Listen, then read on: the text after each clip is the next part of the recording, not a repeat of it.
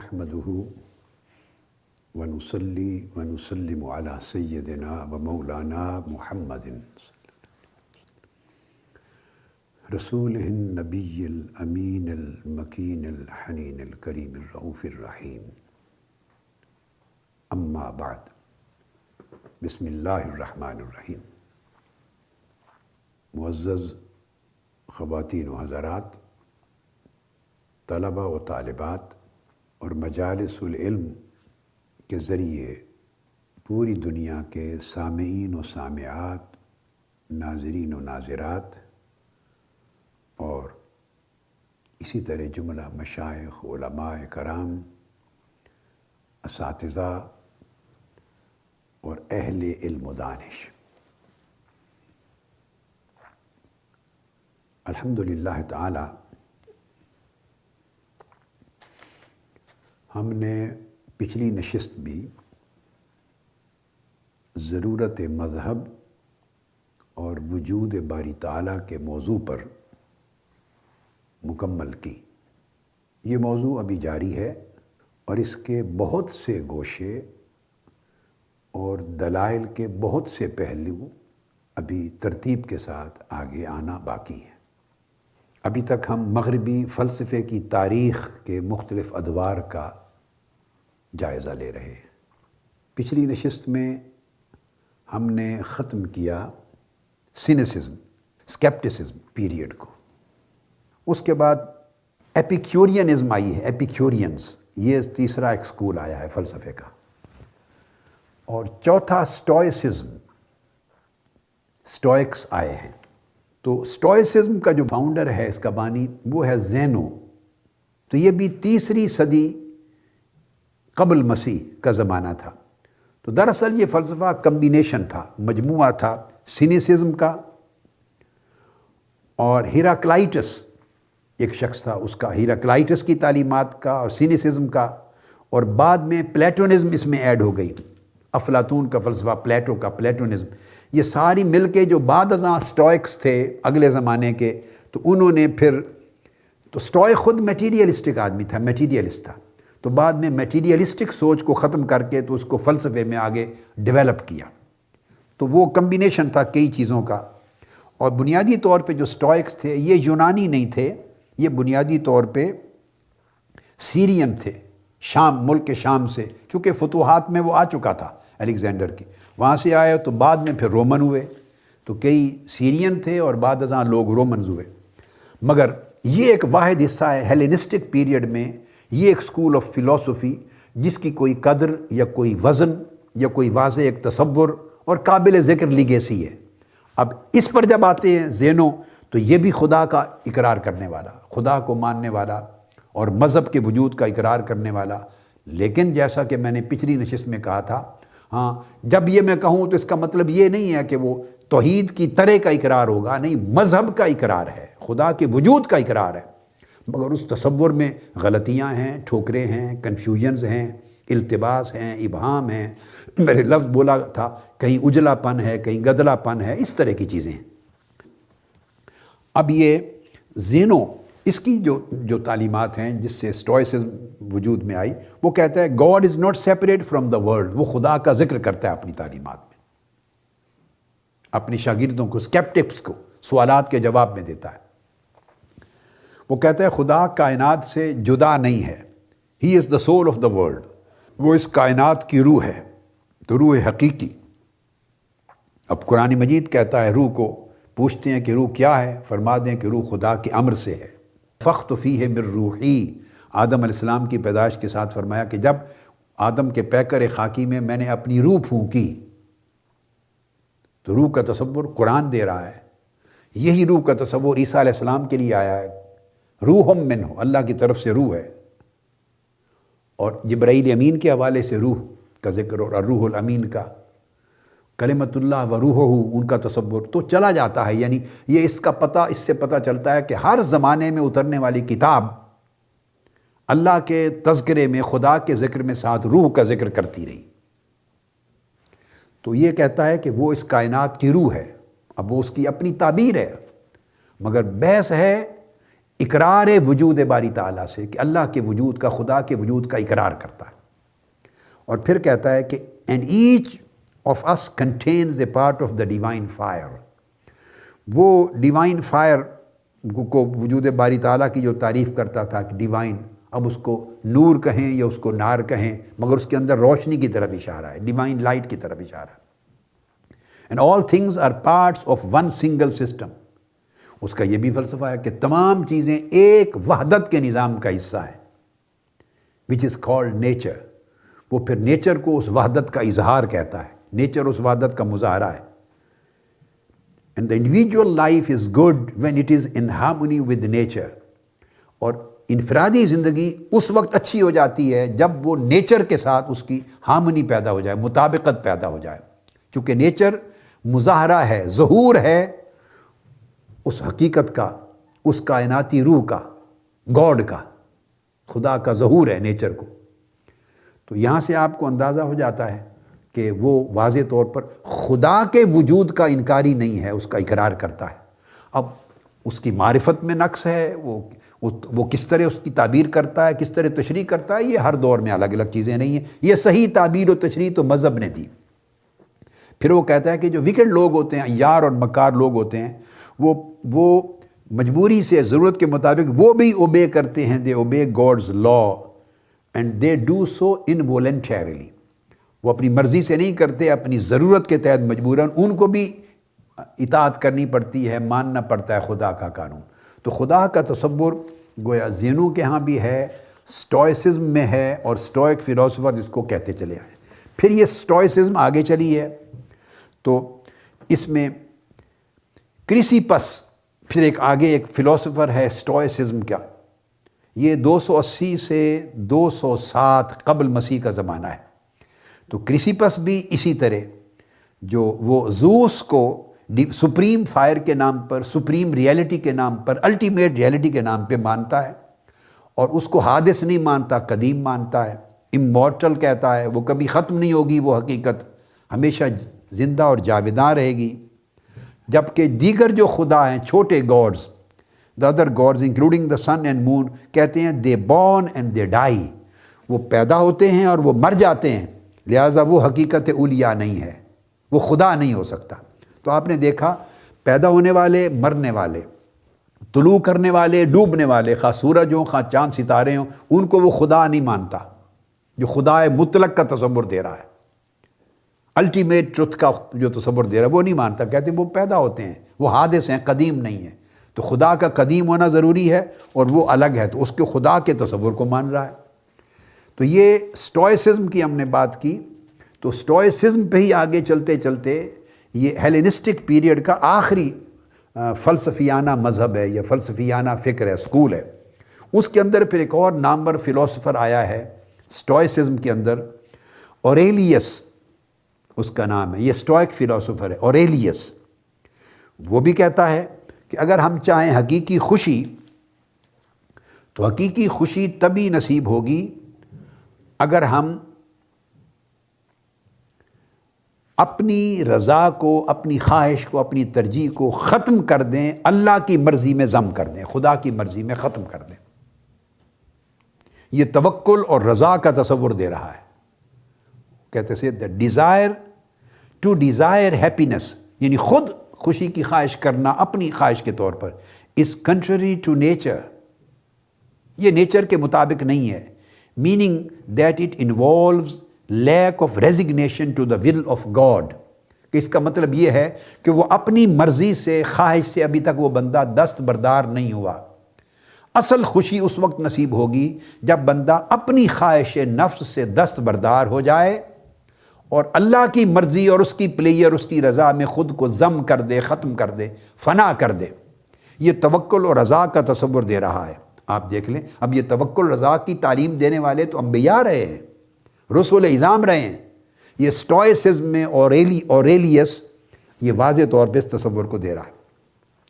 آگے چل کے پھر جو سٹوئسزم ہے، یہی ہیلینسٹک پیریڈ کا آخری مکتب فکر ہے فلسفے کا، اور ایک ہی وہ مکتب فکر ہے جس کی لیگیسی اور تاریخ ہے، اور بعد کے زمانوں میں بھی اس کے فلسفے کے فالورز رہے ہیں، یا اس نے انفلوئنس کیا ہے بعد کی فلسفیز کو. اوپر کے 3 تو ایگزسٹ بعد میں نہیں کرتے رہے، ختم ہو گئے۔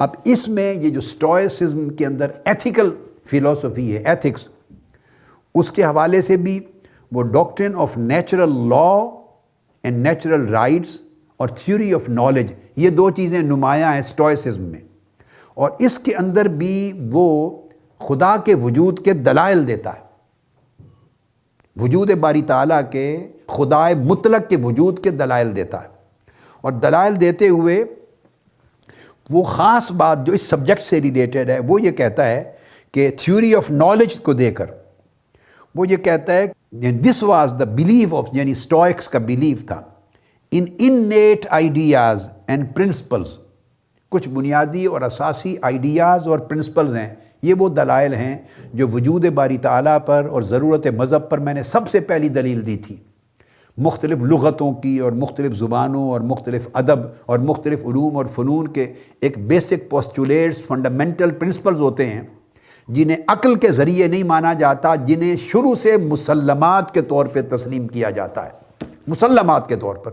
اب آپ کو یاد آ جائے گا اس سبجیکٹ کی میری پہلی گفتگو جو میں نے دلائل دی ہیں، تو پہلی دلیل وہ یہ تھی۔ تو اسٹوئسزم میں ہمیں جو تھیوری آف نالج ملتی ہے، تھیوری آف نالج، اس کے اندر وہ دلائل ہیں جو لیڈ کرتے ہیں وجود باری تعالیٰ کی طرف۔ تو اس میں وہ بیان کرتا ہے کہ انیٹ آئیڈیاز ہوتے ہیں، اور یہ وہ بیسک فاؤنڈیشنل پرنسپلز ہیں جن کا ذکر ہم کر چکے ہیں۔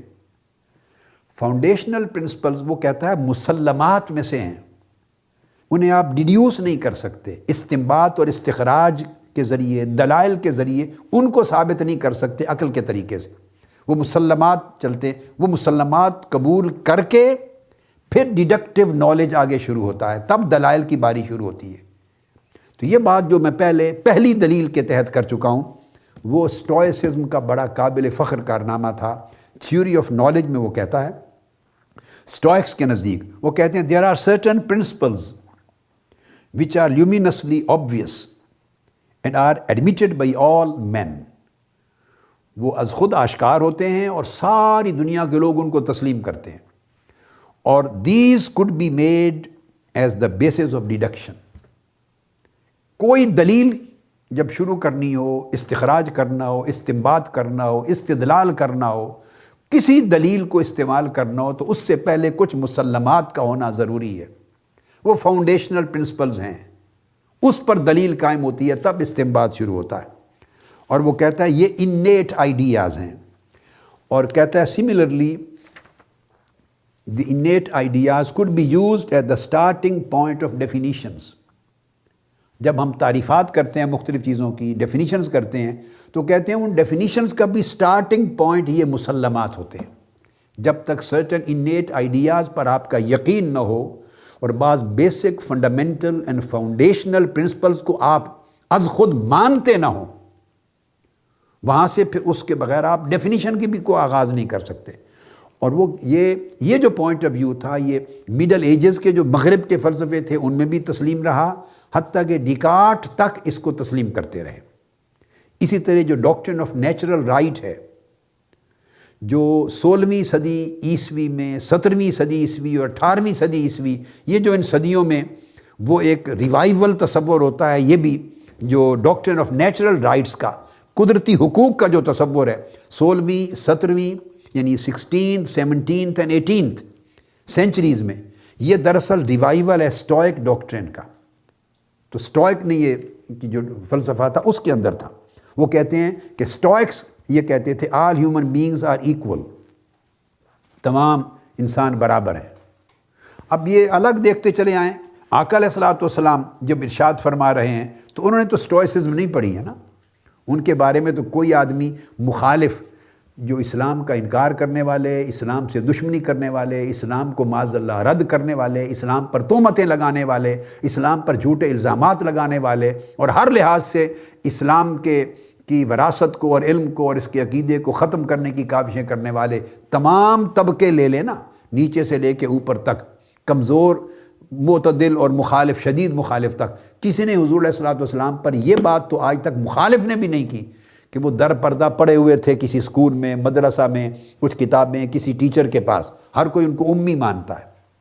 کہ دنیا کے کسی استاذ کے پاس نہیں پڑھے، کسی مکتب فکر میں نہیں پڑھے، کسی اسکول میں نہیں پڑھے، کوئی چیز، یہ ہر کوئی مانتا ہے پوری دنیا میں، بڑا سے بڑا اسلام کا مخالف بھی مانتا ہے۔ تو آقا علیہ السلام جب حجۃ الوداع پہ فرما رہے ہیں لا فضل لعربی علی عجمی ولا لعجمی علی عربی ولا لاحمر علی اسود ولا لاسود علی احمر الا بالتقوی ان اکرمکم عند اللہ اتقاکم کلکم بنو آدم و آدم من تراب، جب فرما رہے ہیں سب برابر ہے، گورا اور کالا برابر ہے، سرخ و سفید برابر ہے، عربی اور اجمی برابر ہے، غریب اور امیر برابر ہے، تمام لوگ بنی آدم برابر ہیں، اور فضیلت کی بنیاد صرف تقوی ہے۔ تو آقا علیہ السلام جو بات فرما رہے ہیں ایکویلٹی آف رائٹس کی، حقوق برابر ہے، تو یہ وہ تو سٹوئسزم کو پڑھ کے نہیں فرما رہے ہیں نا، وہ تو وحی الہی سے لے کے فرما رہے ہیں۔ تو جب یہ بات جو بعد میں آخری صدیوں میں یہ نیچرل رائٹس کا تصور اور ایکویلٹی کا رائٹس کا تصور جب آیا تو سٹوئسزم کا ریوائول تو کہہ دیا، مگر سٹوئکس نے کہاں سے لیا تھا؟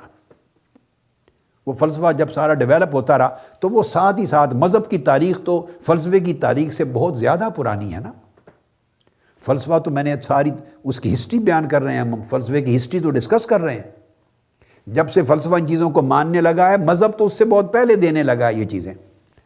تو وہ کہتا ہے کہ ہر چیز کے اندر ایک پرنسپلز ہوتے ہیں جو تہ میں موجود ہوتے ہیں، نالج کے اندر موجود ہوتے ہیں، بائی نیچر ہوتے ہیں، لہٰذا ان کو مان کر ہی آگے تعریفات، اعتقادات، نظریات اور تصورات کو ڈیولپ کیا جا سکتا ہے۔ اگر ان کا انکار کر دیں تو کوئی ڈیڈکشن ہی نہیں ہوتی، استنباط نہیں ہوتا۔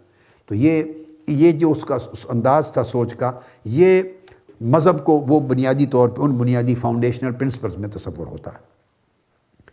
یہ دور ختم ہوا، اس کے بعد پھر عیسیٰ علیہ السلام کا دور آ جاتا ہے، ان کی تعلیمات شروع ہوتی ہیں، اور یہ پھر پلوٹینس سب سے پہلا فلسفی ہے عیسیٰ علیہ السلام کے زمانے کے بعد، پلوٹینس۔ تو یہ دور جب یہ چار ہیلینسٹک پیریڈ ختم ہوتا ہے سٹوئسزم پر جا کر، تو اس کے بعد نیا دور عیسیٰ علیہ السلام کے پیریڈ کے بعد جو آتا ہے اس کے فلسفی ہیں پلوٹینس۔ یہ 2004 204 AC سے لے کر 270 AC، عیسیٰ علیہ السلام کے بعد 204 سے 270 تک کا ان کا پیریڈ ہے۔ اور یہ رومن ہسٹری جو ہے، اس رومن ہسٹری کا زمانہ قدیم کا آخری فلسفی ہے پلوٹینس، آخری۔ اور اس پلوٹینس کے آنے سے جو پلیٹو کا فلسفہ تھا افلاطون کا، وہ ریوائول ہوا اضافات کے ساتھ ایک جدید شکل میں، تو اس کو نیو پلیٹونزم کہتے ہیں۔ تو گویا پلوٹینس نیو پلیٹونزم کا ایک طرح کا بانی ہے، نیو پلیٹونزم کا۔ اب جب یہ آیا ہے نیو پلیٹونزم، اس کے ہاں بھی خدا کے وجود انکار نہیں ہے، اقرار ہے۔ یہ ایک اصطلاح استعمال کرتا ہے ناؤس، پلوٹینس اپنی تحریروں میں جو یوز کرتا ہے لفظ، وہ کہتا ہے nous we are told is the image of the one. یہ انگلش میں ناؤس کو NOUS لکھتے ہیں، پڑھنے میں ناؤس، گریک ورڈ ہے، یونانی زبان کا لفظ ہے۔ وہ کہتے ہیں کہ یہ جو ناؤس ہے یہ دا ون جو ایک وحدہ لا شریک ہے اس کا عکس ہے۔ اب ناؤس سے مراد ایکچولی کیا لیتا ہے؟ وہ دو چیزوں سے باہر نہیں ہو سکتی، وہ نفس ناطقہ ہے، نفس ہے یا روح ہے، اس سے باہر کوئی تصور نہیں۔ اور وہ کہتا ہے کہ it is possible for us to know the divine mind, وہ اس کو مائنڈ کے طور پہ تعبیر کرتا ہے۔ مائنڈ ایک زمانے میں نفس کے لیے بھی، جوہر عقل کے لیے بھی، جوہر روح کے لیے بھی، تو یہ نفس کہہ لیں، عقل کا جوہر کہہ لیں، روح کہہ لیں۔ وہ کہتا ہے یہ جو ناؤس ہے یہ عکس ہے، یہ مظہر ہے اس وحدہ لا شریک کا، اور اس کے ذریعے ہم معرفت حاصل کر سکتے ہیں۔ وہ کہتا ہے اگر ہم ناؤس کی معرفت حاصل کر لیں تو ہمیں دا ون جو ڈیوائن ون ہے اس کی معرفت حاصل ہو جاتی ہے۔ وہ کہتا ہے we stand towards the supreme when we hold nous pure, جب اپنے ناؤس کا تزکیہ کر لیتے ہیں، اس کو پیور کر لیتے ہیں گندگی سے، غلاظت سے، بری خواہشات سے، گناہوں سے، نافرمانیوں سے، جب اس کو پاک کر لیتے ہیں، یہ تزکیہ نفس کا تصور ہے۔ تزکیہ نفس، تو یا تصفیہ قلب یا تنویر روح. تو کہتا ہے جب ہم اپنے نفس کو، اپنی جان کو، اپنے قلب و باطن کو، اپنی روح کو پاک اور صاف کر لیتے ہیں تو ہم اس سپریم حقیقت علیٰ کی طرف چلے جاتے ہیں، اس کی قربت میں آ جاتے ہیں، اس کے قریب ہو جاتے ہیں. And we know the divine mind within, پھر ہم اس ذات کی معرفت اپنے اندر ہی سے حاصل کر لیتے ہیں. اب یہ وہ تصور ہے جس کو اسلام نے دیا، من عرف نفسہ فقد عرف ربہ. جس نے اپنے نفس کی معرفت حاصل کر لی، نفس کو پہچان لیا، اس نے آپ کے رب کو پہچان لیا اپنے. یہ تصور ہے جو پلوٹینس دے رہا ہے. اور پھر وہ کہتا ہے کہ اگر ہم ڈیوائنلی پوزیسڈ اور انسپائرڈ ہو جائیں، اگر ہم اس کے قریب ہوتے ہوتے اتنی ہو کہ انسپریشن مل جائے، وہ جو سپریم ہے، ڈیوائن سپریم، اس سے ہم انسپائر ہو جائیں اور وہ ہمیں پوزیس کر لے. مطلب پوزیس کو ظاہراً تو کہتے ہیں ہم پہ قبضہ کر لے، مطلب یہ کہ ہم اس میں فنا ہو جائیں، یا اس کی صفات ہم پر غالب آ جائیں، اس کی تجلیات ہم پر غالب آ جائیں، یا اس کے اوامر احکام ہم پر غالب آ جائیں، یعنی ہم اس کے مکمل طور پہ تابع ہو جائیں. ہمارا نفس، ہماری روح اگر اس کے تابع ہو جائے تو وہ کہتے ہیں we see not only nous but also the one. پھر ہمیں نہ صرف اپنے نفس و روح کی معرفت حاصل ہو جائے گی بلکہ اس وحدہ لا شریک کی بھی معرفت حاصل ہو جائے گی، اپنے رب کی. تو یہ پورا مذہب کا یہ بیان ہے پلوٹینس نے دیا، تو اس میں کوئی شک و شبہ کی گنجائش نہیں رہ جاتی. تو اب آپ دیکھتے چلے آ رہے ہیں، پری سوکریٹک پیریڈ سے ہم چلے اور ہم نے جا کے یہ ختم کر دی پلوٹینس پر جا کے اپنا زمانہ. اور پلوٹینس 3 صدی عیسوی ہے، گویا آلموسٹ 1000 سال ہم نے کور کیا.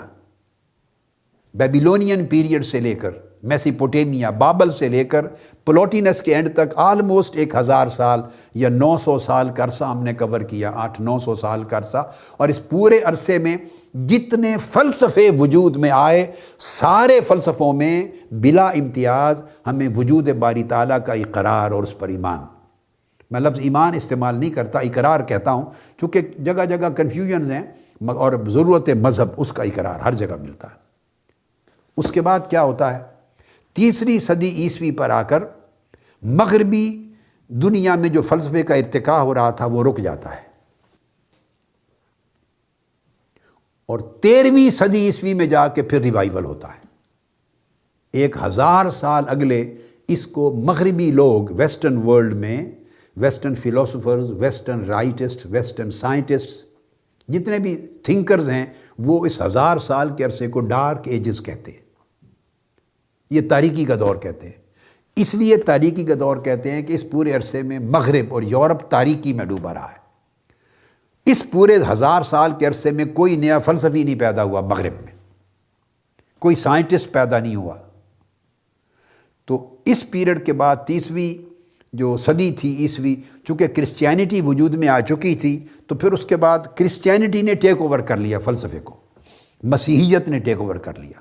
تو اس کا مطلب یہ ہوا کہ فلسفہ تو کوئی وجود میں نہیں آیا اور نیا کوئی بڑا فلسفی بھی مغرب میں پیدا نہیں ہوا، مگر یہ 1000 سال رہا اسی مسیحیت کے عقیدے کا، اس کے مذہب کا تسلسل. تو مذہب کے وجود کو ماننا، وجود باری تعالیٰ کو ماننا، غلط یا صحیح، مختلف تصورات کی شکل میں، مگر اس کا تسلسل رہا.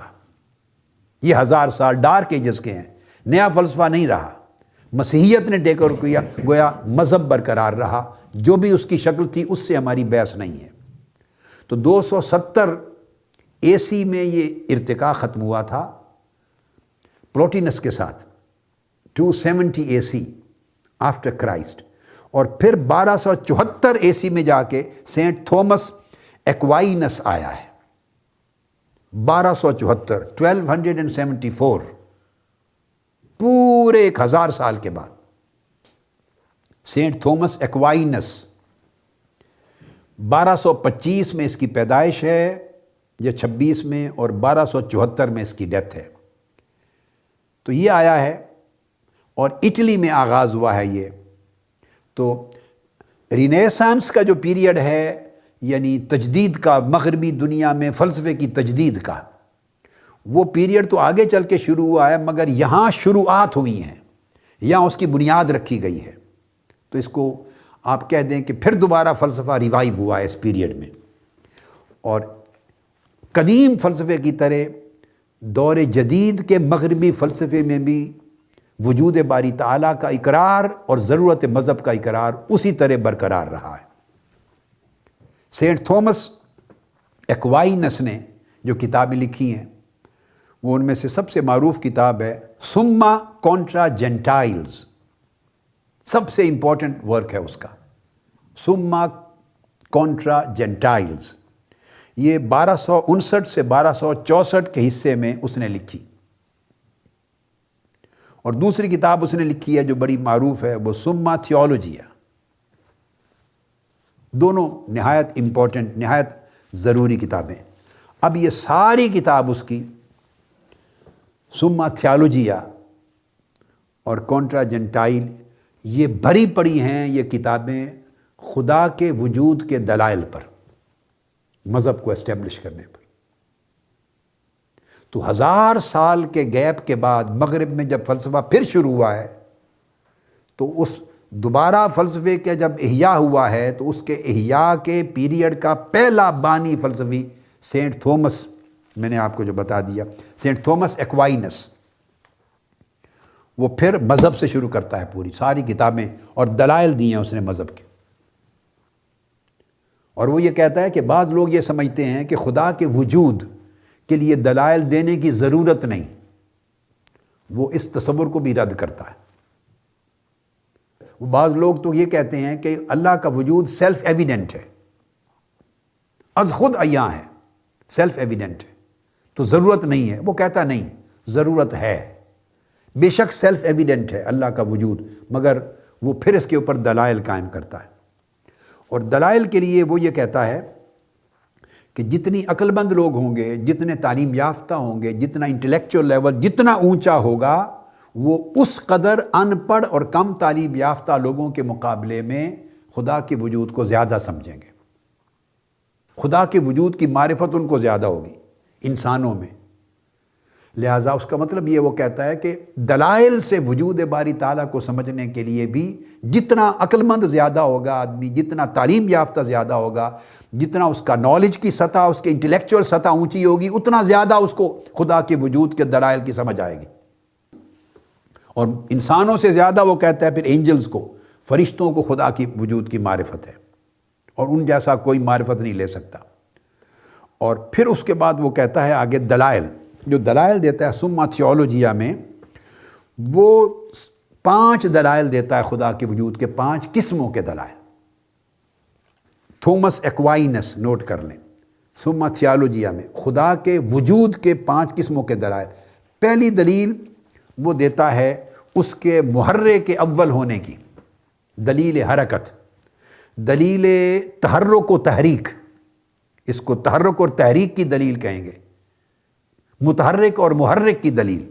وہ کہتا ہے پہلا آرگومنٹ ہے وہ آف دا انمووڈ موور، وہ کہتا ہے ہر چیز حرکت پذیر ہے، سو ہر حرکت پذیر اس کو متحرک کہتے ہیں۔ تو ہر حرکت پذیر شے کے پیچھے، یعنی ہر متحرک کے پیچھے کسی محرک کا ہونا ضروری۔ جب تک کوئی حرکت نہ دے اس وقت تک کوئی چیز حرکت میں از خود نہیں آتی۔ اب وہ جو محرک ہے وہ خود بھی حرکت پذیر ہے، لہٰذا وہ کہتا ہے اس کے پیچھے کوئی اور محرک ہوگا۔ وہ محرک چونکہ خود بھی حرکت پذیر ہے، چونکہ ہر چیز حرکت پذیر ہے، ہر چیز موونگ ہے، لہٰذا اس کے پیچھے پھر محرک کو ڈھونڈتے ہیں، اور وہ محرک جب مل جاتا ہے تو وہ چونکہ خود بھی حرکت میں ہے لہٰذا اس کا محرک کچھ اور ہوگا۔ یہ ہے تسلسل، اور کرتے کرتے وہ دلیل یہ دیتا ہے، وہ کہتا ہے کہ اس کا مطلب یہ ہوا کہ حرکت ہمیشہ سے ہے، اور یہ ممکن نہیں کہ اس کو اینڈ لیس مان لیا جائے، موشن کو یا اس کی موونگ جو کنڈیشن ہے اینڈ لیس ہو جائے، نہیں، اس کو کہیں نہ کہیں جا کے ختم ہونا ہے۔ لہٰذا جہاں پر جا کر حرکت کا اور متحرکین کا تسلسل ختم ہوگا، چین موورز کا جب جہاں تک جا کے موونگ آبجیکٹس کا ختم ہوگا، تو کوئی ایک ایسا مان نہ ہوگا جو حرکت دے تو رہا ہے مگر خود حرکت میں نہیں، محرک ہے مگر متحرک نہیں۔ وہ کہتے ہیں وہ پہلا وجود جس نے ہر چیز کو حرکت دی مگر خود متحرک نہیں، وہ محرک ہے، اور محرک حقیقی ہے، اس کو خدا کہتے ہیں۔ میں اپنی ابتدائی گفتگو میں دلائل میں اس کا حوالہ تھوڑا سا اختصار سے دے چکا ہوں، لیکن اب جس نے سب سے پہلے یہ دلیل پیش کی اس کو کوٹ کر رہا ہوں۔ دوسری دلیل وہ دیتا ہے، that is the argument of the first cause, اور یہ بھی اسی طرح کی دلیل ہے۔ یہ علت اور معلول وہ تھی متحرک اور محرک، وہ دلیل حرکت تھی، یہ دلیل علت ہے۔ وہ دلیل حرکت تھی اور یہ دلیل علت ہے، علت اور معلول۔ اس کا مطلب یہ ہے کہ جو چیز وجود میں آتی ہے، حرکت پذیر ہوتی ہے، آگے چلتی ہے، ارتقاء کرتی ہے، بڑھتی ہے، کچھ آگے کسی چیز کو جنم دیتی ہے، ہر چیز میں جو کچھ بھی ہم آگے دیکھتے ہیں، کوئی عمل وجود میں آتا ہے، کوئی ایکشن وجود میں آتا ہے، کوئی فعل، تو اس کے پیچھے کوئی علت ہونی چاہیے۔ علت کے بغیر کوئی چیز آگے وجود میں نہیں آتی۔ اس کو جو چیز وجود میں آتی ہے علت کے نتیجے کے طور پر، علت کے اثر کے طور پہ، علت کے ایفیکٹ کے طور پہ، اس کو معلول کہتے ہیں، اس کو انگلش میں ایفیکٹ بھی کہتے ہیں۔ تو جو علت ہے اس کو کاز کہتے ہیں۔ تو ہر ایک چیز، ہر ایفیکٹ کے پیچھے کاز ہونا چاہیے۔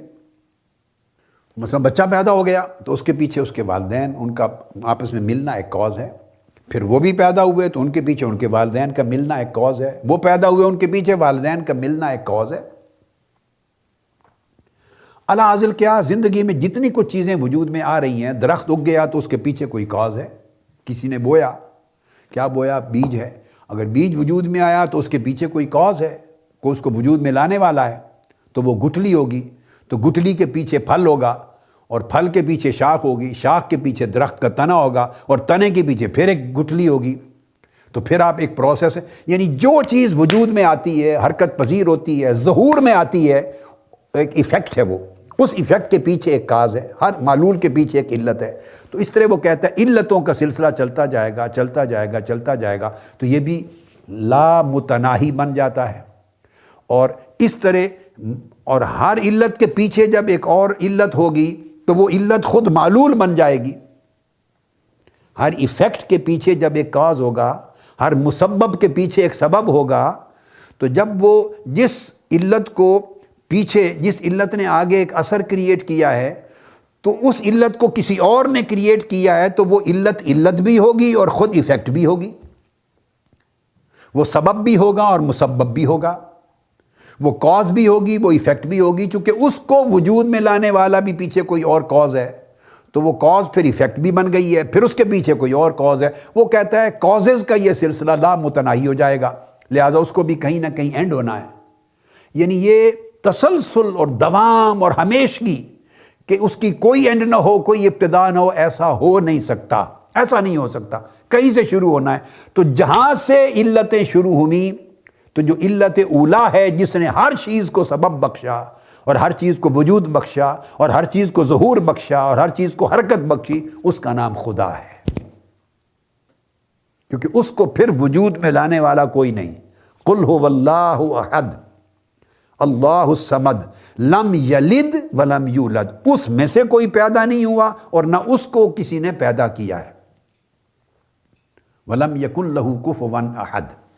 تو یہ پھر، تو وہ اس لیے کہتا ہے کہ یہ جو انفینٹی ہے دائماً، جس طرح حرکت میں ممکن نہیں، اس طرح کاز اور ایفیکٹ کے تسلسل میں ممکن نہیں ہے۔ لہٰذا جہاں جا کر ادھر سے ختم ہوگی اور ادھر سے پہلی کاز ہوگی، دا فرسٹ کاز، اس کو وہ خدا کی دلیل، وجود کی دلیل دیتا ہے۔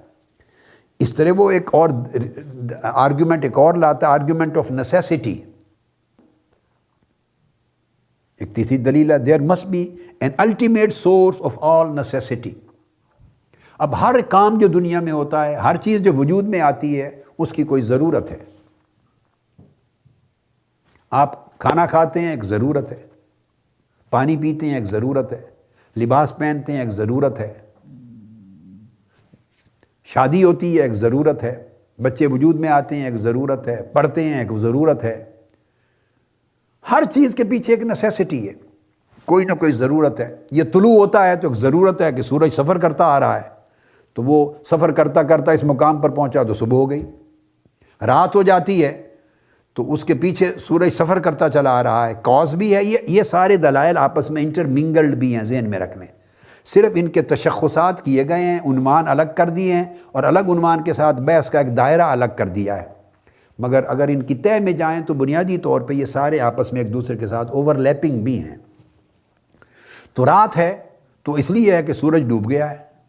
سورج ڈوبا ہے کیوں کہ وہ چلتا آ رہا ہے، تو اس نے ایک اس افق سے، سطح سے اب آگے ٹریول کرنا ہے، تو نظر آنا بند ہو گیا ہے۔ تو ہر چیز کا ایک تسلسل ہے۔ تو وہ کہتے ہیں کہ ہر چیز کی ایک نیسیسٹی ہے، اور جو چیز وجود میں آئی وہ بھی نیسیسٹی کے ساتھ وجود میں آئی۔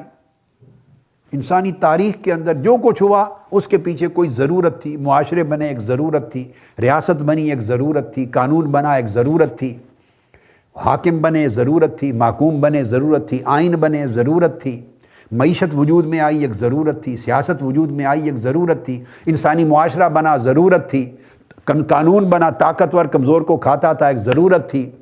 پھر پیچھے چلے جائیں، بہت پریمیٹیو ایج میں انسان نے کچھ کرنا سیکھا، ضرورت تھی، بولنا سیکھا ایک ضرورت تھی، اشاروں سے کرتا تھا وجود۔ الغرض جس اینگل سے دیکھیں، ہر حرکت، ہر کام، ہر وجود کے پیچھے، ہر ظہور کے پیچھے ایک ضرورت ہے۔ خواہ آپ اس کو حرکت کے تناظر میں دیکھ لیں، خواہ آپ اس کو کاز اینڈ ایفیکٹ اور علت کے تناظر میں دیکھ لیں، اور خواہ آپ اس کو ضرورت کے تناظر میں دیکھ لیں، اور پھر وہ چلتے چلتے یہ ضرورتوں کا سلسلہ بھی لامتناہی نہیں ہو سکتا، کہیں جا کے رکنا ہوگا، ایک نقطہ، ایک مقام ایسا آنا ہوگا کہ اس کو کوئی ضرورت نہ تھی، وہ ضرورت سے پاک تھا، اور وہ پہلا وجود جو ضرورت سے پاک تھا، جہاں جا کے ضرورتوں کا سلسلہ منتج ہوتا ہے یا شروع ہوتا ہے، دونوں صورتوں میں ادھر سے چلیں تو منتج ہوتا ہے، ادھر سے چلیں تو ابتدا ہوتی ہے، وہ وجود اس کو وہ خدا کی طرف دلیل دیتا ہے۔ اس طرح وہ دلیل دیتا ہے پرفیکشنز کی، کہ انسانی یعنی آرگیومنٹ آف پرفیکشن، دلیل کمال، وہ دلیل حرکت تھی، دلیل علت تھی، دلیل ضرورت تھی، اب دلیل کمال، آرگیومنٹ آف پرفیکشن۔ وہ کہتا ہے ہم اپنی زندگیوں میں طرح طرح کی پرفیکشنز دیکھتے ہیں، اس کو دلیل سکون بھی کہہ سکتے ہیں آپ، سکون اور اطمینان کی دلیل، پرفیکشن کی دلیل، جمال کی دلیل، دلیل جمال بھی کہہ سکتے ہیں۔ آپ دیکھتے ہیں دنیا میں غم بھی ہیں، یہ جنت اور دوزخ کا بھی بنتا ہے، دنیا میں غم بھی ہیں، دکھ بھی ہیں، اور خوشیاں بھی ہیں، اور مکسچر بھی ہیں۔ تو وہ یہ دلیل دیتے ہیں کہ یہ جتنے دنیا کے اندر دکھ ہیں، فار ایگزامپل یہ غم ہیں، تو اس کے پیچھے بھی کہیں زیادہ غم ہے، کہیں زیادہ اذیت ہے، کہیں تھوڑی اذیت ہے، کہ اس سے تھوڑی اذیت۔ وہ کہتا ہے کہ ہر کیفیت کی پیچھے کوئی سورس ہے، تو کوئی جگہ ایسی ہوگی جہاں وہ زیادہ ہے، زیادہ مقدار میں ہے وہ اذیت، آگے تھوڑی مقدار میں، پھر اس سے تھوڑی مقدار میں، تو چلتے چلتے کوئی جگہ ایسی بھی ہوگی جہاں صرف اذیت ہی اذیت ہے، اور وہاں کسی قسم کی راحت کا کوئی دخل اور راحت کا کوئی شمولیت نہیں ہے، مکسچر نہیں ہے۔ تو وہ جگہ جو سورس ہے اذیت کا، ٹارچر کا، جہاں ہیپینس کا کوئی وجود نہیں، خوشی کا کوئی دخل نہیں، اس کو دوزخ کہتے ہیں۔ یہ میں نے درمیان میں اس کی دلیل سے ہٹ کر میں نے اپنی ایک دلیل ایڈ کر دی سمجھانے کے لیے۔ وہ پرفیکشن کی طرف جا رہا ہے، کمال کی طرف یا جمال کی طرف۔ اس طرح خوشی ہے، یہ میں نے اسی دلیل کی ایک برانچ آپ کو ایکسپلین کر دی، اسی کا حصہ ہے۔ خوشی آپ دیکھتے ہیں، اس چیز کو آپ باہر نکلتے ہیں، آپ کو ایک راحت ملتی ہے، بچوں کو چومتے ہیں، گود میں بٹھاتے ہیں، راحت ملتی ہے، شادی ہوتی ہے، نوجوانوں کو راحت ملتی ہے، بچھڑے ہوئے ماں باپ سے ملتے ہیں، راحت ملتی ہے، فرسٹ آ جاتے ہیں، ڈگری لیتے ہیں، راحت ملتی ہے، اچھا جاب مل جاتا ہے، راحت ملتی ہے، باغ میں جاتے ہیں، راحت ملتی ہے، پانی ٹھنڈے سے گرمی میں نہاتے ہیں، راحت ملتی ہے۔ تو آپ نے پلیئرز دیکھی، یہ ہیپینسز ہیں، خوشیاں ہیں، راحتیں ہیں۔ تو فلسفہ یہ ہے، اس کی دلیل یہ ہے کہ جب اتنی راحتیں کائنات میں منتشر ہیں، کائنات میں اتنی راحتیں، جگہ جگہ راحتوں کے مظاہر ہیں، یہ مظاہر فطرت میں راحتیں ہی راحتیں ہیں۔ آپ ٹریول کرتے ہیں، مظاہر دیکھتے ہیں کہ راحت ملتی ہے، آنکھوں کو ملے، دماغ کو ملے، دل کو ملے، جسم کو ملے، راحتیں ہیں۔ تو گویا راحتیں ہیں تو اس کا مطلب اس کا کوئی سورس بھی ہوگا، اور کوئی، مگر راحت کے ساتھ ہمارے دکھ اور پریشانی بھی مل جاتی ہے۔ تو اس کا مطلب ہے دکھ پریشانی کا بھی جس طرح کوئی سورس تھا، اس طرح راحتوں کا بھی کوئی سورس ہوگا۔ کوئی جگہ ایسی بھی ہوگی جہاں صرف راحت ہی راحت ہو، اور کوئی اذیت نہ ہو، کوئی پریشانی نہ ہو، اور وہ مقام جہاں صرف راحت ہی راحت ہے، ہیپینس ہے، صرف پلیئر ہے، صرف سکون ہے، صرف اطمینان ہے، اور وہاں کوئی پریشانی، کوئی رنج، کوئی غم، کوئی دکھ، کوئی سفرنگ نہیں ہوگی، اس کا نام جنت ہے۔ تو جنت سورس آف ایوری پلیئر ہو گئی، source of every pleasure, source of every happiness, راحت source of every torture, every torment, ہر اذیت کی۔ تو یہ اب جنت اور دوزخ یہ تصور آ گیا جو اسلام نے اور مذہب نے دیا ہے۔ اسی طرح وہ کہتا ہے کہ کمال اور جمال کا تصور ہے، ہم خوبصورتی دیکھتے ہیں اور چیزوں میں کمال دیکھتے ہیں کہ یہ کمال ہے، پھر آپ کچھ عرصے کے بعد آپ کے کمال میں اور اضافہ ہوتا ہے، ایک چیز ایک ناقص ہے، دوسری اس سے کامل ہے، تیسری اس سے زیادہ کامل ہے، چوتھی اس سے زیادہ کامل ہے، ایک چیز بدصورت ہے، ایک چیز اس سے خوبصورت ہے، ایک اس سے خوبصورت ہے۔ انسانوں کی شکلیں دیکھیں، حیوانات کے اندر دیکھیں، مظاہر فطرت کو دیکھیں، مختلف پروڈکٹس کو دیکھیں، صنعتوں کو دیکھیں، چیزوں کو دیکھیں، تو خوبصورتیوں کے درجے کرتے چلے جاتے ہیں، جمال کے بھی اسی طرح کمال کے بھی۔ تو وہ کہتا ہے کہ یہ درجے بڑھتے بڑھتے بڑھتے کوئی جگہ ایک ایسی ہوگی، اب جب سارا دیکھتے ہیں بہت خوبصورت ہے، مگر اس میں یہ کمی رہ گئی، بہت خوبصورتی ہے اس چیز میں، مگر کاش یہ ایسے ہوتا تو پھر کیا کمال ہوتا۔ تو آپ دیکھتے ہیں ہر کمال میں کہیں تھوڑا سا نقص نظر آ جاتا ہے، ہر کمال میں کوئی تھوڑا سا نقص نظر آ جاتا ہے۔ آپ کسی کو دیکھتے ہیں بہت خوبصورت چہرہ ہے، بہت خوبصورت شخصیت ہے، لیکن اچانک وہ شخص ہنستا ہے تو ہنسنے کے انداز اس طریقے سے اس کا منہ کھلتا ہے، تو اس وقت آپ کا دل کہتا ہے بھی نہیں، جو مسکراہٹ کا اس کا انداز اور ادا ہے اس میں کچھ نقص ہے، کاش ایسا نہ ہوتا۔ آپ سمجھ گئے نا بات کو؟ اس طرح ہر وجود کو، ہر ڈرائنگ کو، ہر کتاب کو، ہر خطاب کو، ہر شے کو جب دیکھتے ہیں تو اس میں آپ کہتے ہیں کاش یہ چیز نہ ہوتی، یہ کچھ نقص رہ گیا۔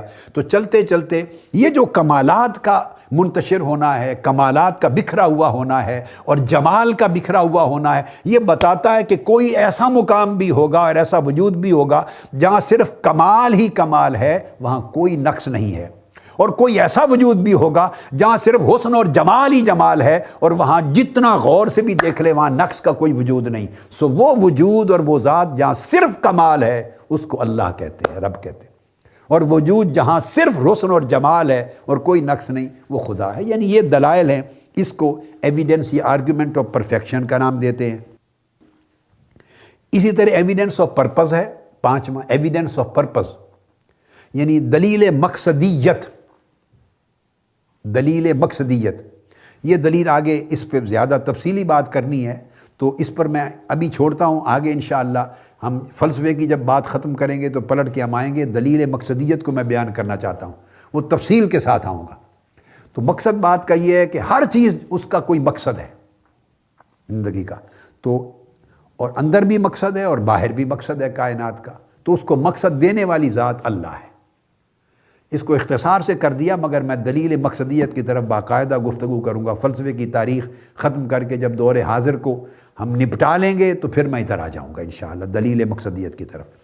تو یہ وہ سارے دلائل ہیں۔ پھر وہ کہتا ہے کہ گاڈ از گڈ، اچھائی جو حسن مطلق ہے وہ خدا ہے، اور اس کا اپنا حسن ہے، وہ اس کی اپنی اچھائی ہے، اور اس نے ہر اچھی چیز میں اپنی اچھائی کو منتشر کیا، یعنی صفات الہیہ ہیں، افعال الہیہ ہیں، اسماء الہیہ ہیں۔ کوئی اسماء الہیہ کا مظہر ہے، کوئی صفات الہیہ کا مظہر ہے، کوئی افعال الہیہ کا مظہر ہے، ہر اچھی چیز میں۔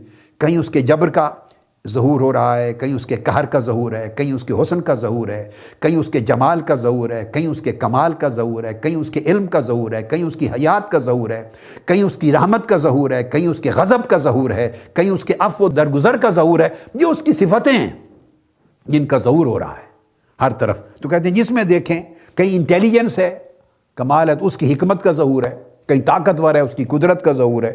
تو مطلب یہ ہے کہ وہ پرفیکٹ ہے ہر چیز میں اور اس کے ظہور ہیں سارے۔ تو یہ اس قسم کے وہ دلائل دے کر الغرض وجود باری تعالیٰ کو وہ ثابت کرتے ہیں۔ اور اس کے بعد پھر یہی پیریڈ دور جدید جس کو رینیسنس کہتے ہیں، رینیسنس، اس سے ہم شروع کرنے سے قبل وہ رینیسنس ہوتا ہے ماکیاویلی سے، ماکیاویلی، اس سے مغربی دنیا کے فلسفے کا تجدید ہوتی ہے۔ یہ رینیسنس پیریڈ شروع ہوتا ہے اور پھر ہیوم اور اس کے بعد تک جاتا ہے۔ اس سے قبل پھر آخری ایک دور جو ہم بیان کر چکے ہیں، یہ سینٹ تھومس ایکوائنس کے بعد پھر اور لوگ بھی آئے ہیں جنہوں نے اس پیریڈ میں اپنے اپنے فرینکسکین اسکول مین، یہ اور طبقہ ایک آیا ہے، فرانسسکین اسکول مین، یہ ان کو کہا جاتا تھا، یہ ایک مکتب فکر تھا فلسفے میں۔ تو فرانسسکین اسکول مین یہ ڈومینیکنز کے آرتھوڈکس جو تھے ان کے مقابلے میں یہ سارا آیا، اور وہ انکلائنڈ نہیں تھے، سینٹ تھومس کی اتھارٹی کو نہیں مانتے تھے۔ اس میں روجر بیکن وغیرہ اور ڈن اسکاٹس وغیرہ، ولیم، یہ لوگ آئے ہیں، مگر یہ جو اسکول مین کا طبقہ تھا، اسکول مین ان کو کہتے تھے، ان کا دور گزرا ہے، اور ان کے دور میں بھی مذہب کا انکار کہیں نہیں ملا، مذہب کا انکار نہیں ملا۔ اور چلتے چلتے یہ پورا پیریڈ ختم ہو گیا فلسفے کا سارا، اور اب پھر رینیسانس کا پیریڈ آ گیا ہے، جہاں مغربی دنیا کے فلسفے کی یا مغربی فلسفے کی تجدید ہوئی ہے، اور یہ تجدید اٹالین تجدید سے شروع ہوئی ہے۔ اب اس دور میں پہلا فلاسفر ہے میکیاویلی۔ اب ہم دور جدید میں آ گئے، دور جدید میں، جہاں جس کو مغربی فلسفے کا آپ یہ تجدیدی دور ہے، اور اس کی کتابوں پر آ جائیں گے، اس کو ہم شروع کریں گے اگلی نشست سے۔ تو یہاں ہم گویا دور قدیم اور دور وسطی سارا ختم کر دیا۔ تو دور قدیم میں بھی کسی فلسفے میں خدا کے وجود کا انکار نہ تھا نہ ہے، اور دور جدید میں بھی خدا کے وجود کا انکار نہیں تھا، اور مذہب کے وجود کا انکار نہیں تھا۔ اور پھر جو عہود وسطیہ ہیں، وسطی ادوار جتنے آئے ہیں، میڈیول پیریڈ جتنے آئے ہیں، ان میں بھی خدا کے وجود کا انکار نہیں تھا، اور مذہب کی ضرورت کا انکار نہیں تھا۔ چلتے چلتے جیسا کہ میں نے عرض کیا کہ پھر رینیسانس کا پیریڈ آ گیا ہے، اور اب رینیسانس کا پیریڈ میں نمایاں فرد جو بڑا نامور فلسفی ہے، قابل ذکر، وہ میکیاویلی ہے، اور پھر آخری دور ہیوم تک جاتا ہے۔ اس کے بعد پھر آگے ایک نیا پیریڈ آتا ہے جس کو فلسافیکل لبرلزم کہتے ہیں، جس میں ہم زندہ رہ رہے ہیں۔ تو اس کا ذکر انشاءاللہ تعالی ہم اگلی نشست میں کریں گے۔